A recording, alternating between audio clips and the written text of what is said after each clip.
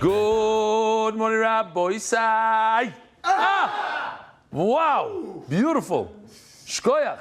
Rabbi Isai, exciting sugya today. Very gishmak. We constantly talk about the concept of roiv. Roiv. There's halchacha roiv, there's bittul baroiv, there's rubik kuloi, there's all types of roiv. But where's the source? The source is in Chullin, Daf, Yud Aleph. It's actually in the Torah. Torah tells us the pasuk, but there's a roiv that's not really in the Torah that we have to figure out. The Gemara says, where do we know when Rabbanan say that you should go with the majority, the roiv, the majority? You always go with the majority. Batal baroiv. Everybody knows batal baroiv because it's a great heter. You got some food and it fell out. Batal baroiv. Rabbanan say that you use roiv. Minalan. What do you mean minalan? It's 3 words in the pasuk tell you that you should always go with the majority. Says the Gemara, no. Ruba the Isak Haman. Kigoin, Tesha Chanuyas v'Sanhedrin. There's simple ones. There's a roiv that's in front of you. But I want to tell you better than in front of you. The idea of Ruba the Isak Haman, it could be explained in a simpler term. Ruba the Isak Haman means when you can count it. It's in front of you where you can count. That's what it means, it's in front of you. Where I could look at it and say, look, there's 9 kosher stores and 1 non-kosher store, so it's a roiv that I see. That's in the Torah. When there's a bezdin of 23, and 12 say chayiv, and 11 say potter, so we go with the 12, we can count. 1, 2, 3, we could count. That's the Isak Haman. The 9 stores, here's the 9 stores. The famous case, you find a piece of meat, it always drove me crazy. You find the piece of meat, where's the hechsher? Doesn't say, okay, fine, no hechsher. But we can assume that it's from one of these kosher stores and not from Esposito's, I don't know what, this prime Italian meat place. Yeah? Kigoin Tesha Chanuyas is Sanhedrin. That I never had an issue with. But my big problem was Ruba the Lesser, come on. What about when it's something that you cannot count? It's a roiv, it's a known roiv. What's katan uktana? The famous case, we actually just discussed it. But Yibum, we have 2 brothers. So now what happened was Noam Fix marries a 5-towner, mamish like his wife today. So if the Yavama, so what happened? Now one of the brothers goes bye-bye. Now, this is an extreme case. Either one of them is a katan, not both of them, okay? Either the Yavam is 11 years old, or the Yavama is 10 years old, whatever it is, one of them is a katan. Now, what's the problem? The problem is, perhaps when this guy gets older, not him, a guy gets older, a kid gets older, maybe he won't be able to have kids, maybe he's a saris. And a saris would be asr, issa deraisa, to marry his sister-in-law.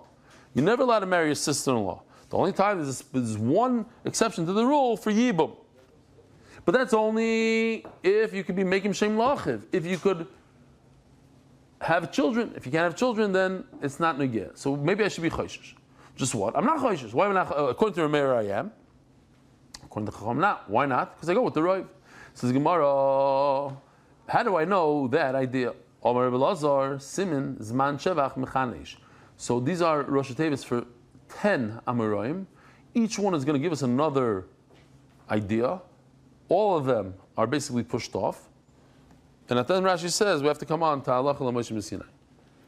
Says the Gemara, Asya Mereisha Shaloila.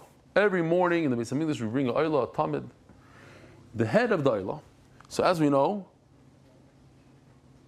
we take there's 13 kohanim that take these pieces, and each one they cut it up, and one kohen holds the head of the animal in his hand. The head of the animal you can't chop up into pieces. Why? You can't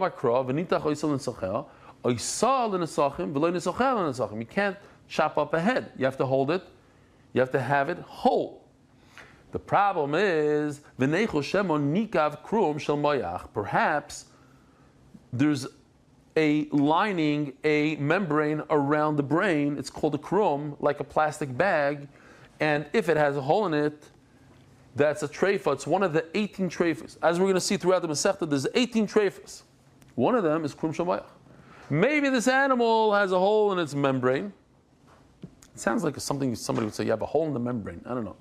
And therefore it's a treifa. How do I know it's not? Now, I can't go in there and do an autopsy. Why? I can't do an autopsy. Why can't I do an autopsy? Because then I'm breaking the head open, and it has to be whole. Here is the membrane from Kol HaLashon around the brain. Now let me show you even something better. It's also from Kol HaLashon.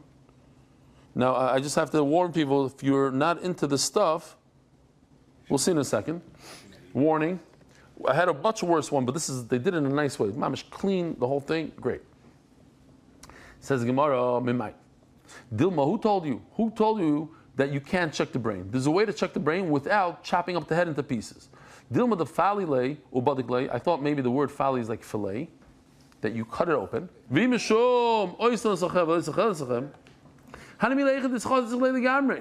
Says the Gemara, this isser of cutting up the head, cutting it up to pieces if you cut it completely.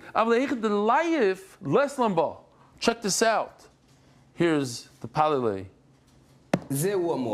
He made a cut on the top. If you're grossed out from these things, don't look. That's the brain. He's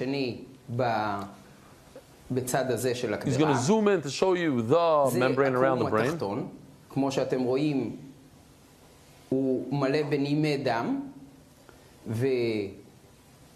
That's like a plastic bag around the brain. It's unbelievable. Go straight if there's a little hole there. הקרום העליון הוא קצת יותר עבה מהקרום התחתון. הקרום התחתון הרבה יותר עדין, אבל הוא המשמרת הגדולה של המוח. Okay.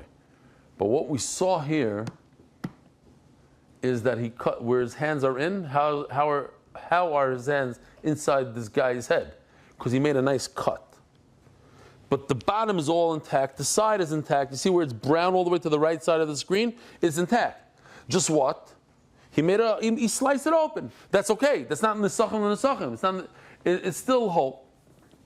Says the Gemara, thank you. Okay. Akol panim. I don't have a raya from here that I'm going with the roiv. Why?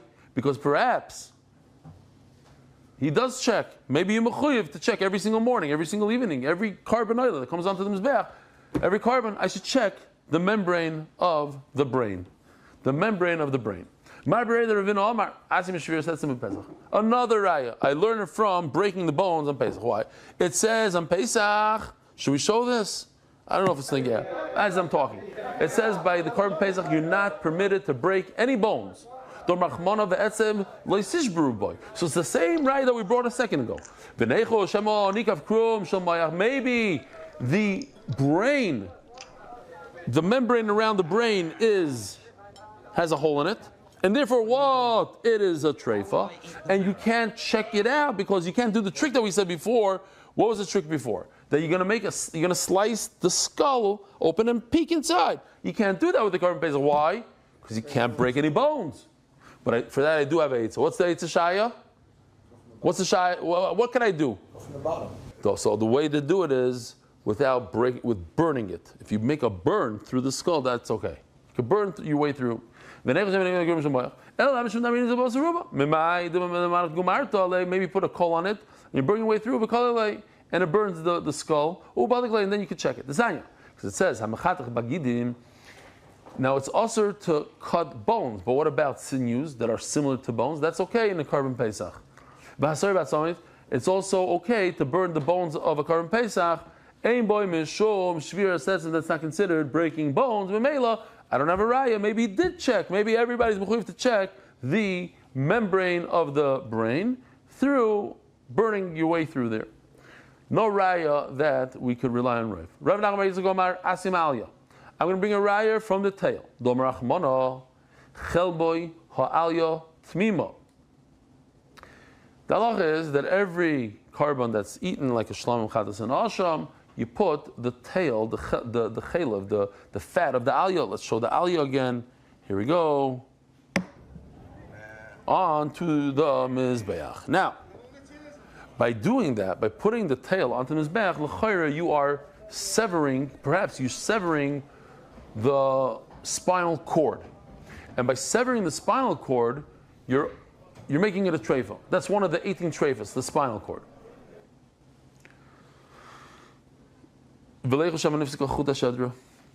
So here's the Chut HaShedra. Let's see. Chut HaShedra. Some beautiful stuff today, all new for today. We have a 3D of the spine. That's the spine. But inside the spine, it protects that white Chut HaShedra, which we know is the whole... yeah, but what does the spinal cord do? The nervous system. The nervous system. Says Gemara, I should be concerned for the Chut HaShedra, for the spinal cord that's inside this tail.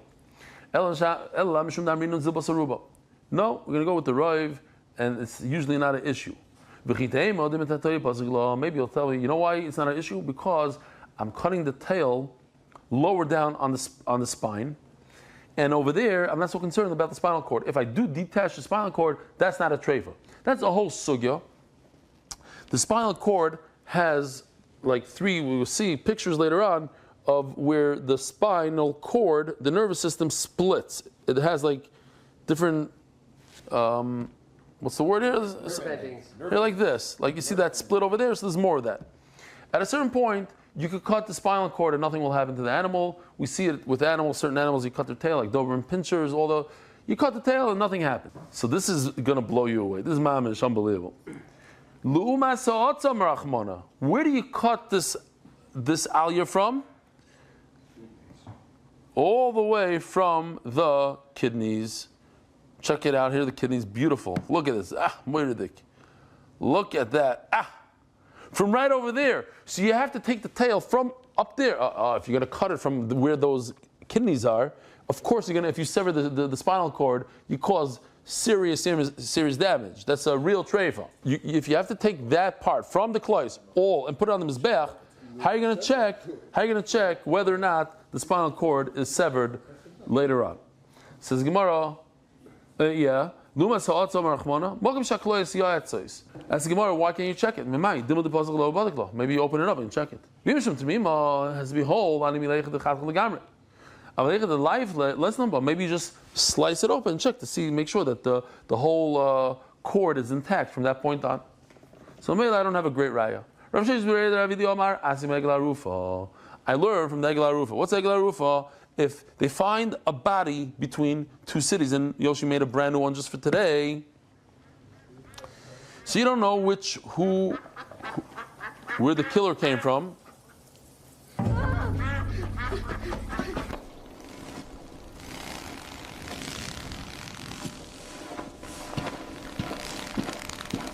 So they do medidos.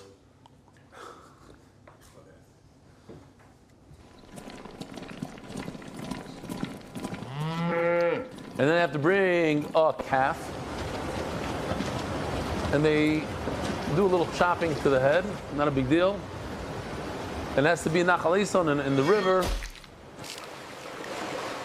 ידינו לא שפכו את הדם הזה, ועינינו לא ראו.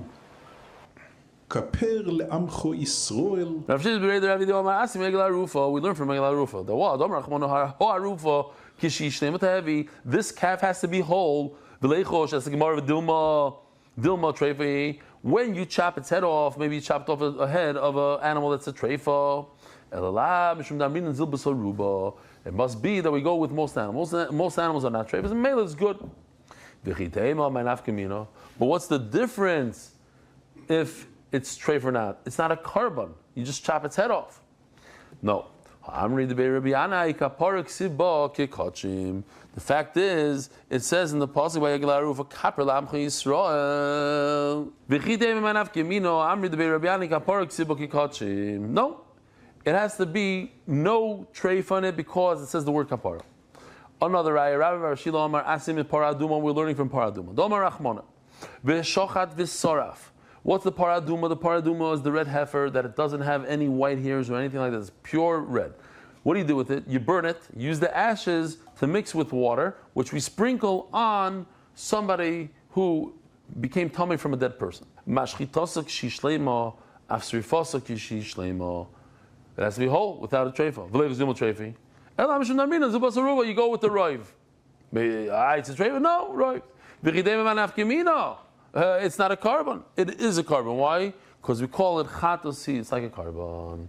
Chatas garachmana. Taisus has a great kasha. How old is a para aduma? It has to be in the second year. That means it lived 12 months. If it lived 12 months, then it can't be a treifa. Elamai, it became treifa later. Okay, then it had a chazaka, the mikara.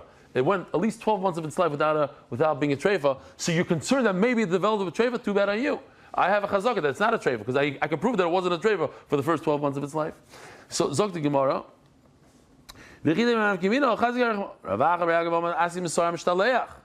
I'll prove it to you from the two goats of Yom Kippur. One, we throw off a cliff, and one, we do the avodah in the Beis Hamikdash. So the Gemara, we learn from Misar Mishalech.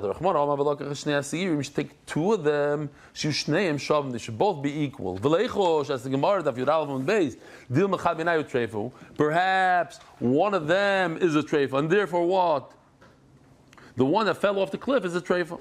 You have to go with the majority. In the majority, they're not treifas. Who cares? It's not a carbon. It fell off the cliff. Anyways, it's gonna, like my mother used to tell me, what difference if the cookie's broken? You're gonna chew it up, and it's broken anyways in your mouth. So here also, who cares if it's a treifa? You're throwing it off a mountain while it's alive. It's breaking up into pieces. The Gemara says,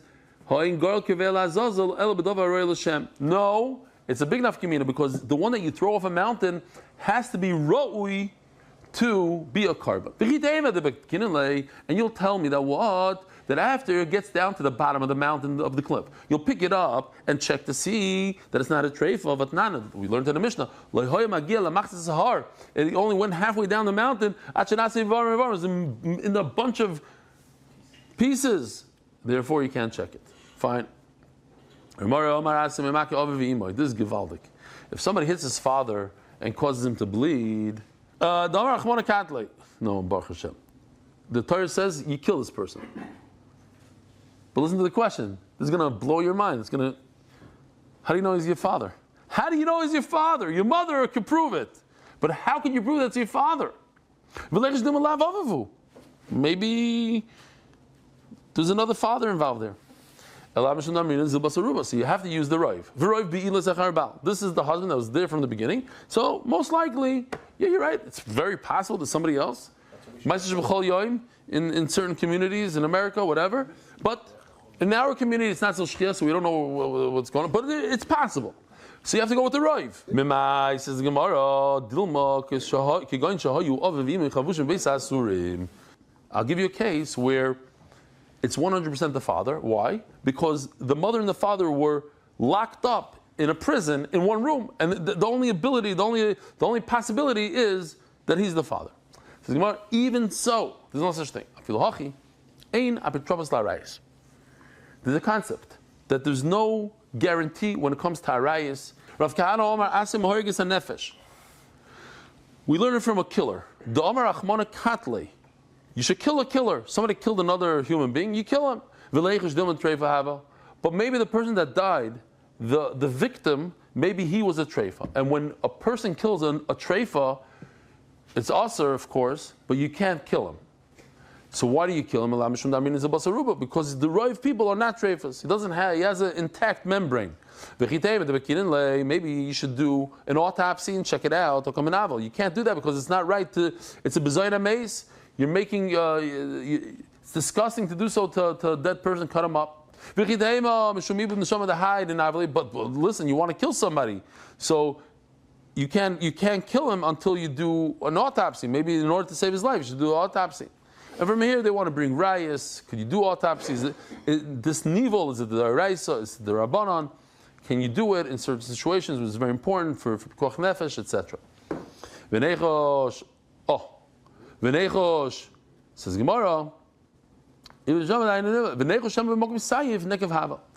the end of the day, maybe we should be concerned that something like this, maybe the bullet that he shot went right through a hole that was pre-existing in the guy's heart.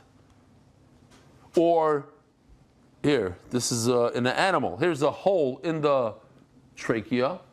and this would make the animal a treifa, and then comes along the shoichet, which we're going to say that that's actually a case in the Gemara, but also in a human being. Maybe the knife that he used went right through a pre-existing wound that made him a treifa.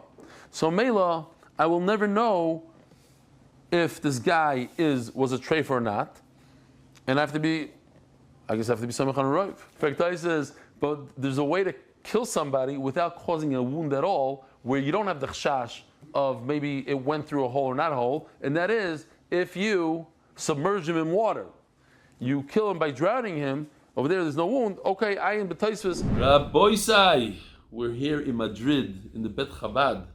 We're in Milva Sugya Daf Yud Aleph Hamad Beis, 10 daf into Masechtas Chullin, a beautiful sugya, and 10 shitas of why we go with roiv when it's roiv the lesser kamon. When you have a roiv that you can't count, how do we know we go with the majority? We're holding by Ravina. Ravina Omar Asya Me'edim Zomim. Edim Zomim is very interesting. You'll see in the chart here, hopefully Ariel sticks it in. Edim Zomim. When you have 2 Edim against 2 Edim, 2 against 2 is 0. Nothing happens. They makrish each other, boom. But if you have 2 Edim that testify that Ruvain is a killer, and 2 other Edim come, and they say that the first 2 Edim, they were on a cruise ship with us. It's impossible that you were able to witness the killing. You are in Madrid when that happened. So the 2 Edim that try to kill Ruvain, they said he's a killer, they die. You do to them exactly what they wanted to do to Ruvain. And as the Gemara is going to say later, I'm going to give you the end over here. It's only if Ruvain actually is alive. Because if they were successful and they killed Ruvain with their testimony, we do not kill them. But the Gemara proves from here Roiv. How do you prove Roiv?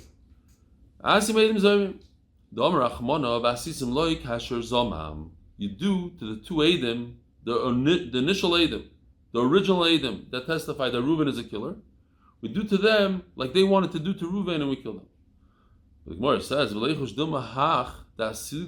this Reuven guy, Treifahava, maybe he had a hole in his trachea, and therefore he's considered a treifa. Maybe he had a hole in his membrane of the brain that surrounds the brain, that plastic bag around the brain. Maybe they had a hole in it, and he's a treifa. And therefore, if you kill a treifa, you yourself don't die. It's a big isser, but you don't get misa. So why do we kill the Edom? Obviously, we rely on the roiv, on the majority.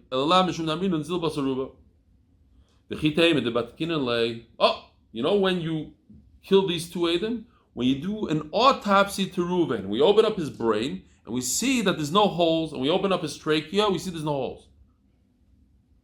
But that's impossible. Why? If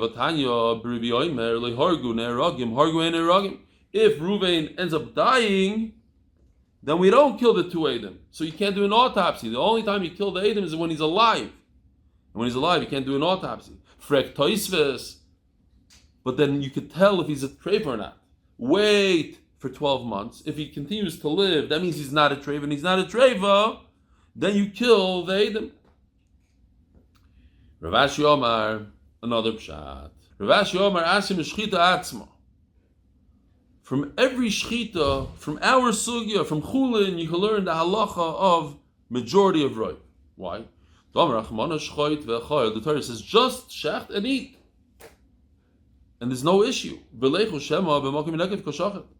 minute, maybe the knife went into exactly where the treifa was. There's a hole in the trachea. As you see, Ariel, you'll put the chart right now where he shechs right through a hole in the trachea. And you'll never know that he shechted that hole and it was a treifa before. And if it's a treifa, you're not allowed to eat it. But we eat meat. Is the charaya that we rely on the roiv, because most tracheas don't have holes. Or Rav Ashi, so Rav Ashi is talking about his svar that he just said. Not only his own svar. I said all 10 to Rav Kahana. Rav Kahana came to Rav Shimi. Some say Rav Kahana said over to Rav Shimi. And he said, he says, where you could go ahead and check, then go ahead and check. But where you can't, let's say there's a hole in a trachea, it's impossible to ever decipher that. You'll never know whether or not there was a hole there. So then you have to be samech on roiv. But where, let's say a regular shechita, you could check. Because if not, Remeir throughout Shas, and we just mentioned him in the beginning of Shir when it comes to Yibo. Whether or not we should be choishish on a youngster, on a katan, that he might turn out to be a saris. Remeir says, yes, we got to be careful. He can't be miyabah when he's a katan. So he's choishish, he's always concerned about the minority, the miut of the miut. The miut. Remeir will never eat meat in his life. Why? Because maybe there's a not even a 1% chance that the knife cut through the hole in the kana, and therefore you'll never know if it was a proper shechita or not. Maybe the animal was a treifa. So you're going to tell me he doesn't eat meat? It's impossible. You'll say, yeah, Remeir never ate meat. He was a vegetarian.